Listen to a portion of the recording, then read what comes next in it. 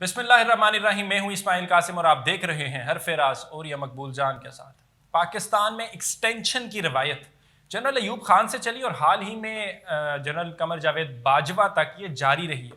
اس کی بہت ساری وجوہات ہیں، لیکن عرفان صدیقی اس کے اوپر ایک کالم لکھتے ہیں اور اس کے اندر وہ اس کے اوپر نظر ڈالتے ہیں کہ ان کے نزدیک کیا وجہ ہو سکتی ہے، لیکن اس سے ہٹ کے امپورٹنٹلی اور یہ سب وہ کہتے ہیں کہ میری ملاقات ہوئی میاں محمد نواز شریف صاحب سے، ان کے پاس میں گیا اور وہ بڑے خلاف تھے ایکسٹینشن کے۔ ان کو جو نکالا گیا وہ اس وجہ سے تھا کہ وہ جنرل راحیل شریف کو ایکسٹینشن نہیں دینا چاہتے تھے۔ پاناما لیکس جو تھی وہ پاناما ایک بہانہ تھا اینڈ اسٹف لائک دیٹ۔ دیکھیں، عرفان صدیقی صاحب میرے بہت مہربان دوستوں میں سے، بڑا اچھا تعلق ہے ان کا، اور بندے کی آزمائش اس وقت ہوتی ہے کہ جب حق کی بات جو ہے وہ اس بندے کے مقابلے میں کی جائے جس کے آپ دوست ہیں۔ نواز شریف صاحب کو ایک بہت انہوں نے ایسے پورٹرے کیا ہے جیسے پاکستان کے اندر ایک بہت مسیحا قسم کی چیز آیا تھا اور باصول آدمی تھا، اور اس باصول آدمی کے مقابلے میں باقی سارے لوگ جو تھے بڑے بونے اور پکنیز تھے۔ نواز شریف صاحب آئے کیسے تھے؟ نواز شریف صاحب ایک سرمایہ دار نام تھا محمد شریف، اس کے بیٹے تھے، جس کی ملیں جو تھیں وہ اس کے اکیلے کی نہیں، پاکستان کے اندر کم از کم 2-2,500 لوگوں کی ملیں جو تھیں بھٹو نے نیشنلائز کر لی تھی۔ لیکن چونکہ ان کا تعلقات تھے اچھے، تو جب ضیاء الحق تشریف لائے تو 3 لوگوں کی ملیں واپس ہوئی تھیں، ایک میاں محمد شریف کی، ایک ملتان کی پارٹی تھی اور ایک مردان کی، 3 ملیں واپس ہوئی تھیں۔ ہمیشہ ہوتا یہ ہے کہ اب بینک نیشنلائز کرتے ہیں تو آپ کیا کہتے ہیں کہ بینک جو ہے آکشن کرتے ہیں۔ ان کو آکشن نہیں کیا گیا تھا، ان کو واپس دے دی گئی تھی، اور ساتھ یہ بھی کہا گیا تھا کہ آپ اس کے لیے بینک کا کچھ پیسے دیتے ہیں، ہم نے آپ کی ملیں خراب کر دی ہیں، آپ اس کو ٹھیک کر لیں۔ انٹرسٹنگ۔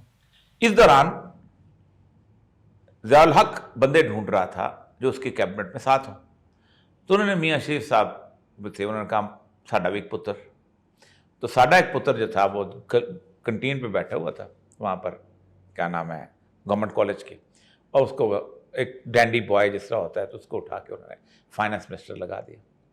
اس فائنانس منسٹر کے 4 دوست تھے، ایک اس کے دوست تھے سعید مہدی صاحب جو ان کے سسر ہیں چیف الیکشن کمشنر کے، ایک ان کے دوست تھے بڑے مشہور جو ان کے نوید آصف، 2 ان کے اور دوست تھے۔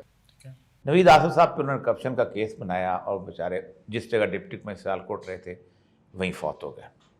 ایک اور جو تھے وہ ان کو لاڑکانہ بھیج دیا، اور پھر بندہ بھیجا کہ یہ لاڑکانہ وہاں جاتے جوائن کرتا ہے کہ نہیں۔ ایک اور صاحب تھے وہ GR1 میں رہتے تھے، ان راتوں رات سامان ان کو اٹھایا باہر نکال دیا۔ اس کی بنیادی وجہ تھی کہ ان کے ساتھ دوستوں کی طرح بیہیو کر رہے تھے۔ سعید مہدی صاحب جو تھے انہوں نے کہا پرائم وزیر صاحب کیا حال چال ہے، چک کے۔ تو یہ ان کا آغاز تھا ایز اے فائنانس منسٹر۔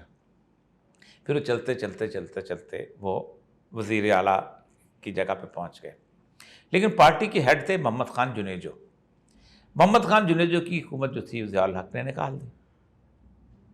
انہوں نے اپنی پارٹی سے بغاوت کی اور انہوں نے کہا کہ میں کیئر ٹیکر وزیر اعلیٰ رہوں گا، اور یہ واحد وزیر اعلیٰ تھے پنجاب میں نواز شریف صاحب جو رہے۔ پھر انہوں نے ایک خاص کام کیا اس کے دوران، انہوں نے یہ کیا کہ انہوں نے اپنے ہی اس کے خلاف، جنیجو صاحب کے خلاف ایک موومنٹ چلائی اور خود مسلم لیگ کے صدر بن گیا۔ پھر اس دوران انہوں نے جب بھی پاکستان کی فوج تھی یا جو تھی اس کے ساتھ مل کے اقتدار کے ساتھ مینپولیٹ کرتے رہے، جاتے رہے۔ ان کا آخری زمانہ جو تھا ان کا وہ آیا تھا جب انہوں نے پرویز مشرف صاحب کو انہوں نے لگایا تھا۔ پرویز مشرف کو 4-5ویں نمبر پہ تھے، انہوں نے علی قلی خان جو تھے ٹاپ پہ تھے، بڑے ساتھ ڈرنائے تھے، ان کو ختم کر دیا۔ میرٹ یاد نہیں آیا اس وقت، ٹھیک ہے۔ بلکہ ہوا یہ تھا کہ پرویز مشرف جس وقت بن گیا تھا تو انہوں نے پھر منور کرنا شروع کیا کہ کس کو اور لگائیں۔ تو میں اس وقت کوئٹہ میں تھا، تو کوئٹہ میں ایک قادر پرویز صاحب ہوتے تھے، وہ وہاں پر چیف کور کمانڈر تھے، وہ کہیں جا کے ملے تھے ان سے، تو پرویز مشرف غصے میں آ گیا، اس نے اپنے کور کمانڈر کو نوکری سے نکال دیا۔ پھر انہوں نے پرویز مشرف سے ان کو نکال دیا۔ پھر اس کے بعد ان کی ساری جو ہے تگ و دو اسی چکر میں رہی کہ کس طرح میں اوور پاور کرتا ہوں، کس طرح جو عرفان صدیقی صاحب کہتے ہیں نا ریڈ لائن یہ ہوتی ہے کہ مجھے کتنا سپورٹ کرتے ہو، اگر تم مجھے سپورٹ نہیں کرتے ہو تو میری ریڈ لائن میں۔ جہانگیر کرامت صاحب سے انہوں نے استعفیٰ لیا اس کے بنا۔ اب जहाँ तक राहील शरीफ साहब के ज़माने का ताल्लुक है, ये उसको पनामा के साथ जोड़ते हैं। Panama is an international phenomenon. तो इंटरनेशनल बिल्कुल ऐसे। पनामा जो है ना राहील शरीफ का था, ना कमर जावेद बाजवा का था, ना परवेज़ मुशर्रफ का था। पनामा इंटरनेशनल फिनोमेना था। पनामा के अंदर नवाज शरीफ साहब को पता चल गया था कि पनामा आ रहा है, और क्योंकि उस वक्त हमारे एक साफ़ी थे यहाँ जो हैं, उसके इंटरनेशनल उसमें जर्नलिस्ट एसोसिएशन ने उनको दिया हुआ था, चीमा है मेरा ख्याल है वो, हाँ जी, उनको दिया हुआ था, वो उन्होंने इनको क्या कहते हैं क्वेश्चनर भेजा हुआ। ठीक है। इन्होंने प्रियम्प्ट करने के लिए इन्होंने हसन नवाज को भेजा कि जाओ जावेद चौधरी के शो में जाओ और बताओ कि एवन फील्ड के अपार्टमेंट्स हमारे अपने हैं, और इनकी जो कस्टोडियन है मेरी बहन अल्हम्दुलिल्लाह मरीम नवाज है, और वो उसको देख रही है, और उसका एक ट्रस्ट बनाओ। इसको किस राहील शरीफ की एक्सटेंशन के साथ वाबस्ता करेंगे? हसन नवाज का यहाँ आना, हसन नवाज का यहाँ बयान देना। फिर उसके बाद जब पनामा चलना शुरू हुआ तो जो आपने असेंबली में खड़े होकर तकरीर फरमाई थी, जिसमें आपने कहा था कि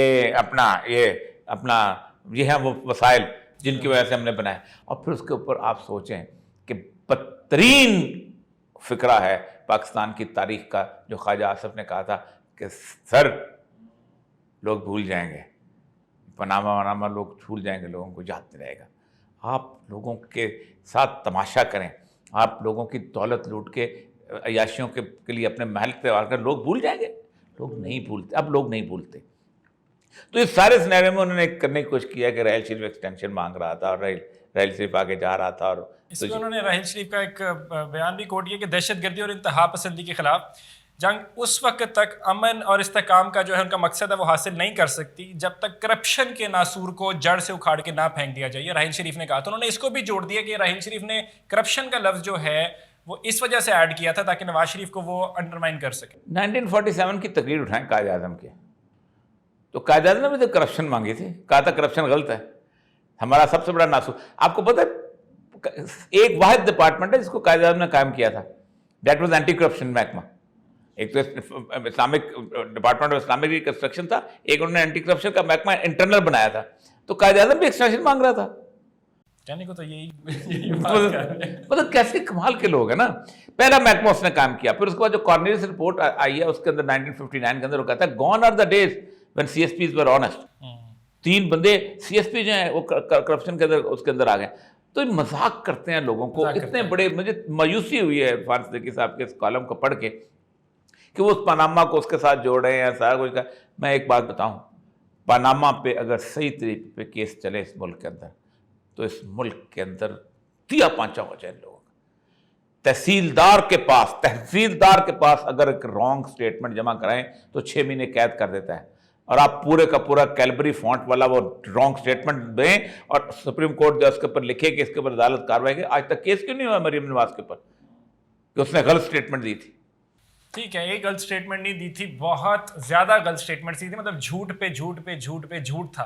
और उसके बाद अगर आप उसको डिफेंड करने की कोशिश करेंगे तो बड़ी मायूसी होगी। सुलेमान शहबाज साहब भी वापस आ गए, 14 दिन का उनको हिफाजती मंजूरी भी मिल चुकी है, जमानत भी मिल चुकी है। तो देख ले फिर ये हाल है, और इनको जब आप डिफेंड करेंगे तो गम और गुस्सा जो अवाम का है वो बढ़ता जाएगा। मैं बार बार ये आपको याद दहानी कराने की कोशिश करता रहता हूँ।